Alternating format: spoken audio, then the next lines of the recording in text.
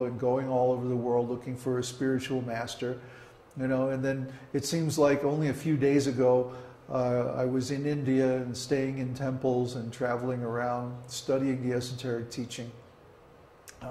It seems like just a few minutes ago I came to Mexico. Actually, it was like a year ago. But because of time, everything in this material world changes.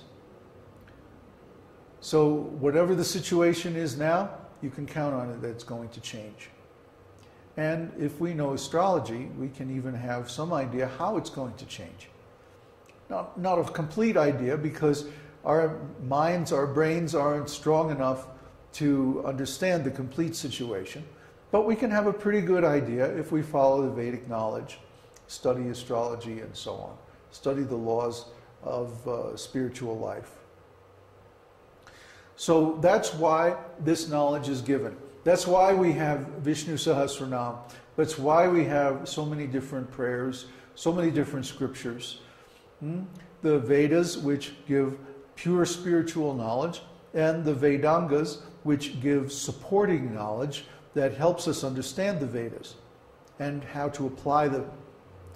Vedas are, you know, they're pretty theoretical, they're pretty philosophical, but the Vedangas are very practical. For example, Sanskrit, grammar, logic, astrology, history. The Mahabharata gives all the history of India, how the whole situation developed. If you want to know, what was that? Some bug. If you want to know the real history of the world, read Mahabharata, because Mahabharata explains how the present situation developed. And if you want to know what's going to happen in the future, read Bhavishya Purana. Bhavishya means what will be.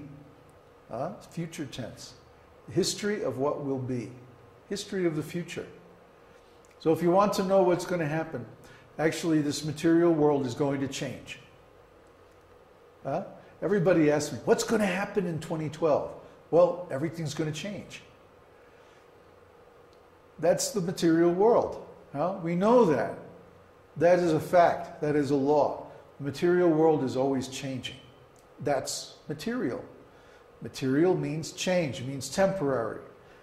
So if we want to be cured from the effects of these constant changes, we have to take shelter of spiritual consciousness. And spiritual consciousness comes through the holy name. It's inescapable. The logic of the Vedas is absolute. No one can defeat this philosophy because it's completely self-contained and self-referential. So we have this Vedic philosophy, and once we become aware of it, once we understand it, it changes our consciousness because it's transcendental. Our original consciousness is transcendental, is spiritual. So once we get our original consciousness back, it's like, oh, of course. Oh, yeah, that's the way it is. We see clearly.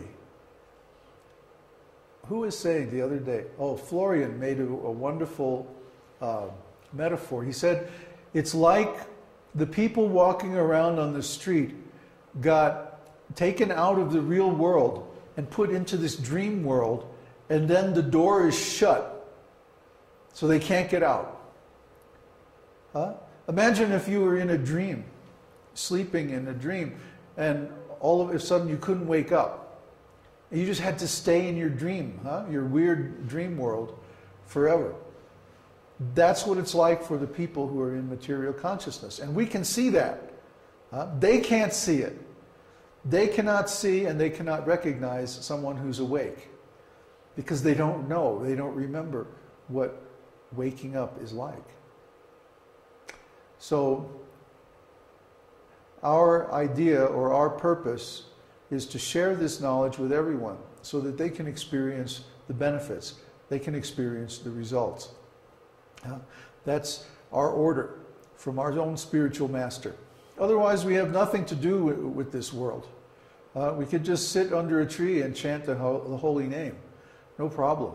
That's a complete engagement and very satisfying in itself. But when we see these other people walking around in such misery, we have to do something to help them. That's natural. So just like a rich man distributes all kinds of charity, we who have the blessing of spiritual knowledge feel obligated to distribute this knowledge to others as widely as possible. And that's why we're doing these video conferences, that's why we have the website and the forums and so on. So, now is a good time to type your questions, and we'll spend the next half hour or so discussing your questions. Do we have any questions yet, Uddhava? No? People are talking?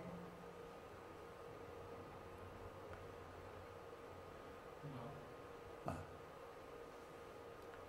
Type your questions in the chat box, and then we'll address them. Please try to make it something related to today's verse, if possible.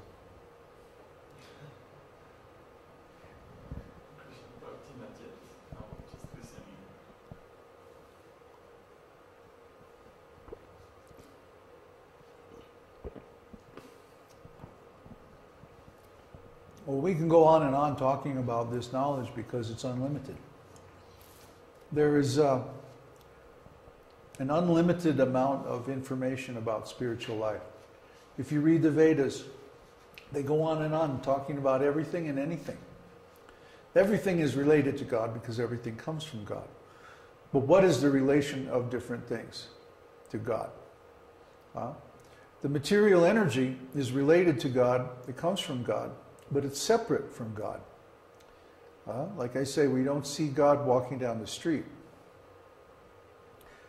The reason that we don't is because this material energy is separate from God. In the third of the four Chatur Shloki, as they're called, the four most important shlokas in Srimad Bhagavatam, Krishna says, know that anything you see which is apparently separate from me is my material energy. That existence which seems to be in darkness. In the spiritual world, everything is self-effulgent. There's no need for the sun or the moon or electric lights or any kind of illumination, because everything is self-evident, self-effulgent. It glows with its own light of consciousness. So in the spiritual world, we don't need any illumination, but in this material world, because it's dark, because there's a covering, the covering of the material elements. Therefore, we need luminaries like the sun and the moon, or fire, or electricity. There's a question? Question from Neville.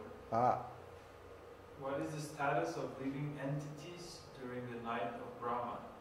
What is the status after the life of Brahma? Okay, Neville's asking him, what is the status of the living entities during the night of Brahma? Well, in Brahma's night, this whole creation is dissolved. Brahma lives for his day is 72 manvantaras. Each manvantara is the reign of one Manu. And it's 1,000, each manvantara is 1,000 divya yugas. A divya yuga is a complete cycle of 4 yugas, or 4,320,000 years of Earth years. So every 4,320,000,000 years, Brahma goes to sleep. And then he sleeps for an equivalent period of time, that's his night. And then when he awakens, he recreates the material cosmos the way it was before. So what happens during Brahma's night is that all the planets are merged in the waters of devastation. There's a nice narration about this in the 9th canto. You just read that, didn't you, Uddhava? The 9th canto, where Markandeya, the sage Markandeya, he prays to Krishna, let me see the ocean of devastation at the end of the kalpas. And so the water comes and he's like treading water. He's swimming in this vast ocean, for many, many, many years. And then he sees Krishna. Krishna is like a little baby sitting on a banyan leaf, floating on the water, sucking his own toe. Huh? It's a very esoteric message there. Krishna is sucking his own toe, like a little baby. And that means that he is absorbed in relishing his own self. He's not engaged in creating the material world for the benefit of the living entities. He's just self-absorbed. He is enjoying his own energy. So when Krishna is like that, introverted, then this material world doesn't exist. But then